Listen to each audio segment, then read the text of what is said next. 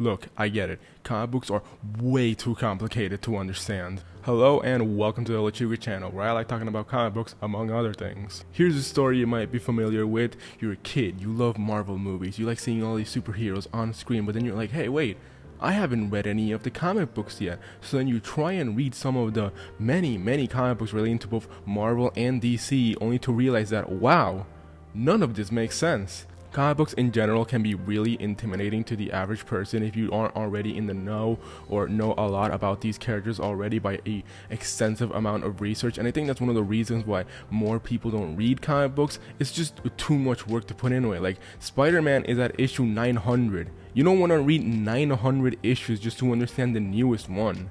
It just doesn't make sense. But here's the thing, you don't have to read every single issue of a certain character to understand the current day material, nor do you really need to know anything at all to just enjoy any comic book. As somebody who went through the same process not that long ago, I also found comic books to be extremely intimidating and hard to understand, but after a lot of research and a really hard process, I do feel like I reached a point where I know a lot about comic books and have a very easy way of not only getting into them but also enjoying comic books as one should. And that's kind of my goal with this video. I'm essentially going to explain to you not only how to get into comic books, but also teach you a lot of vital information about the comic book industry and kind of like a little nitty gritty things about comic books that you can use to better get into it and better enjoy this fantastic medium that not a lot of people know of, honestly, even though superheroes and comic book movies are so common nowadays. So if you've seen any comic book YouTube video or any comic book article or something online, you'll see that the most common piece of advice when getting into comic books is to always start with a new #1 issue. Now, a #1 issue in essence is when Marvel or DC usually take this character that has had so many issues across the course of their lifetime and just start completely fresh with a new story arc, a new element, usually a new writer, to give a new tale that new readers can easily get into. For the most part, this is a pretty easy way to get into comic books because you don't need to know everything about a character's history to actually get into them. You could have no idea who this character is or what their extensive history with Marvel or DC is and still get into it and still read this cool new #1 issue.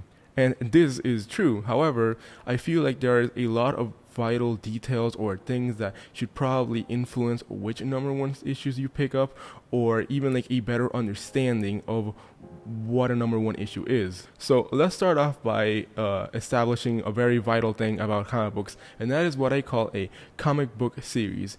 You see, many newcomers, when kind of judging which comic book they want to get, a lot of the time they focus on the character. In this case, I have the new Strange comic book that released this year.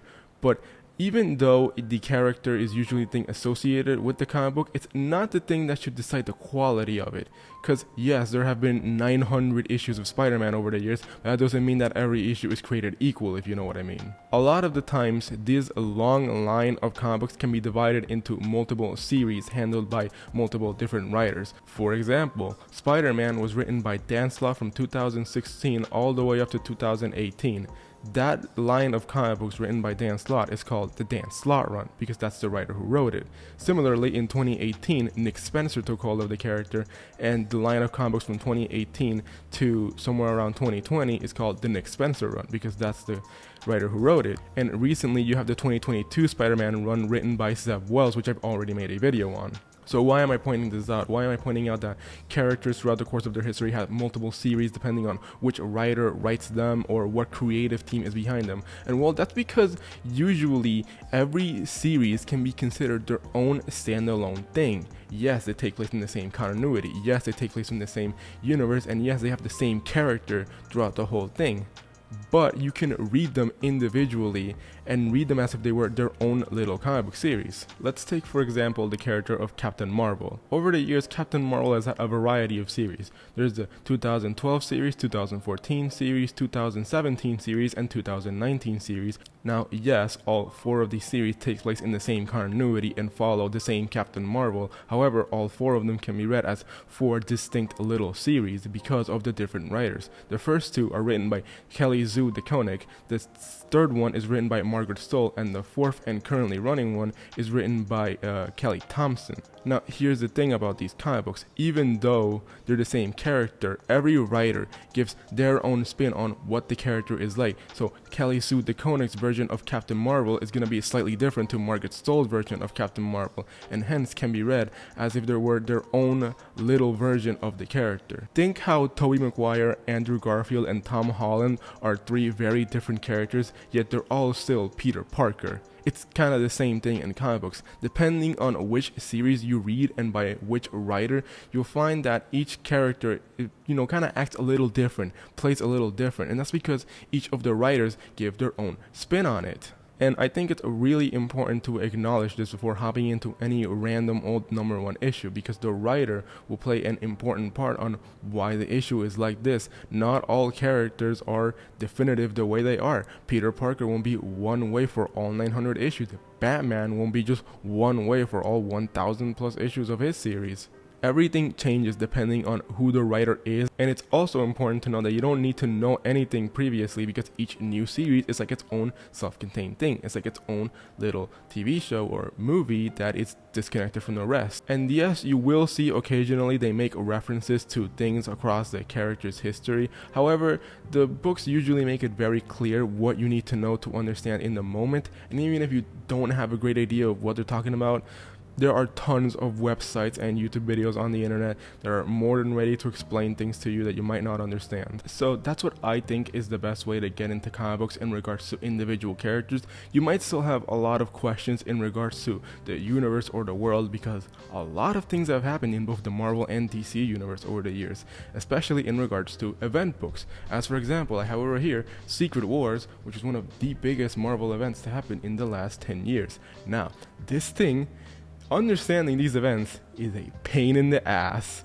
and I don't recommend getting into these things before you're already at least somewhat aware of both Marvel and DC universe after reading a handful of comic books that you're interested in, again keeping in mind both the writer and the series you're reading. However, if you're still confused and you want to learn more about the Marvel universe or the DC universe, I highly recommend just looking up videos on the internet or articles that explain everything to you pretty blatantly. Some of my favorites include Comic Drake, Casually Comics, and Owen Likes Comics, which explain all of these little things about the DC and Marvel universe that are really hard to understand as palatable as possible. Okay, now that you have a bit of an idea of not only what each of the comic book universes are like, but what it is to read comic books, I want to get into how to consume comic books, because this is an answer that took me a long time to fully understand. So, as far as I'm aware, there are three main ways you can consume comic books. The first is the classic number one issue. And by number one, I mean picking up one issue at a time and just reading the story as it goes. This one entails you either going to your local comic book store or ordering comic books online by either Marvel or DC, and just read the series as it is currently releasing, issue by issue. And if you're unaware, issues are a very small part of a longer series, kind of like an episode of a TV show. They give you just a little, kind of like bite-sized part of the story. Now, while the individual issue is kind of like a classic way to consume comic books, and all honestly, if you're starting out, I cannot recommend you buying issues, at least if you're not already in the know or already in the comic books. You see, the thing about issues is that yes, you're only paying $4, however, that $4 will only last you like 5 to 10 minutes because issues are relatively short, unless you're buying like a really bulky one, and even a bulky one won't last you that long. So often what happens is that you go to your local comic book store, you're gonna buy more than one issue, and you're gonna buy something like $30 worth of issues that you'll read pretty fast.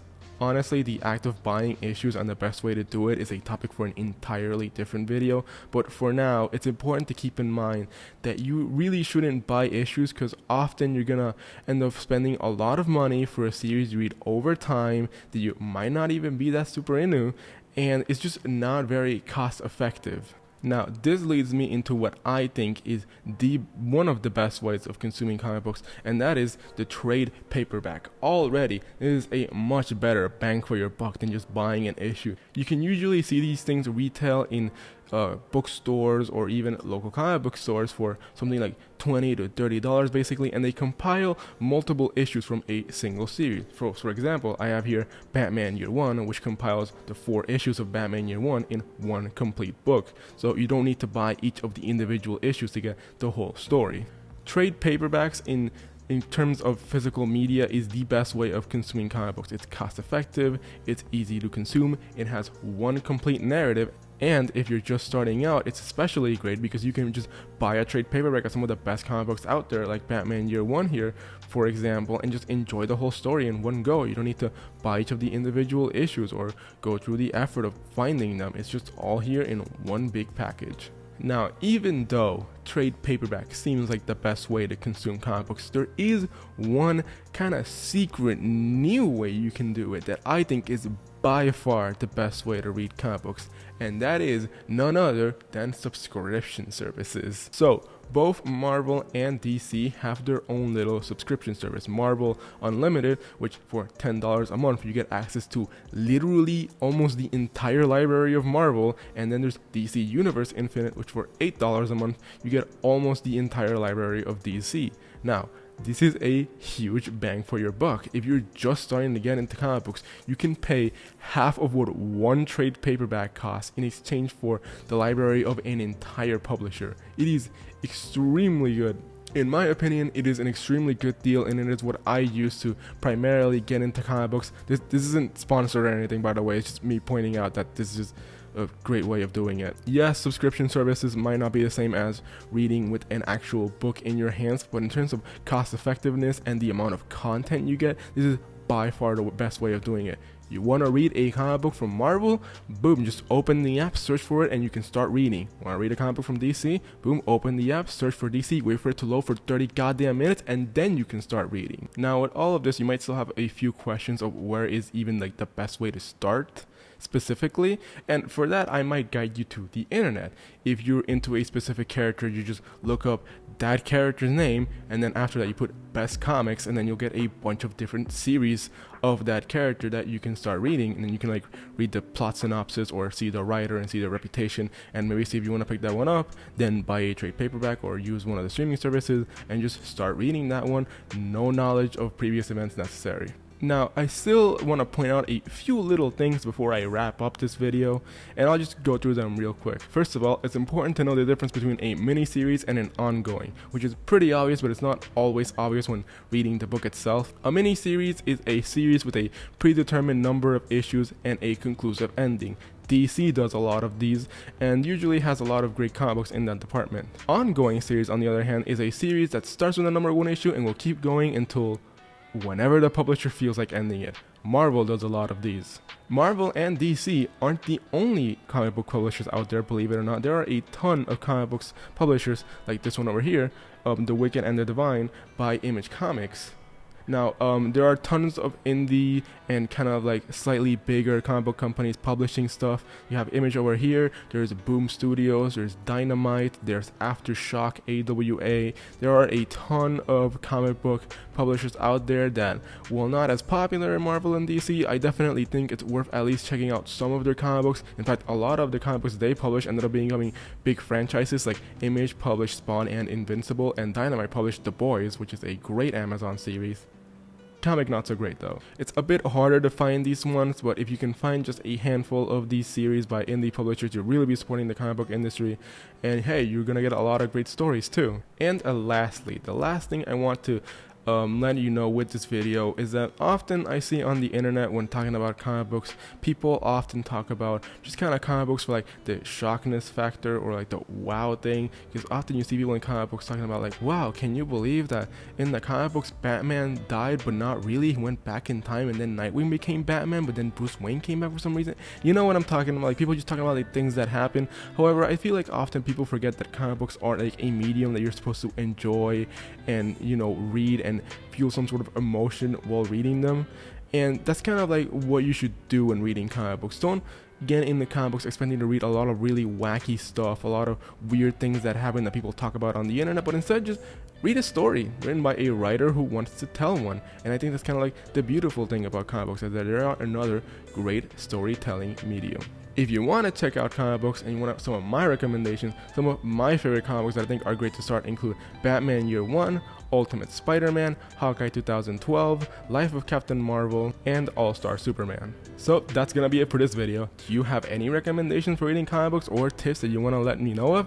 Then put them in the comments below. And hey, while you're at it, hit that like button and subscribe to the Lechugi channel for weekly uploads. I talk not only about comic books here, but I also talk about literature. I occasionally try and talk about movies and TV and everything related to storytelling. So if that sounds nice to you, then hit the bell to be notified of new uploads. And hey, if you like this video, why not watch another one? I have a playlist on screen of all my comic book related videos. And well, that's about it. See ya.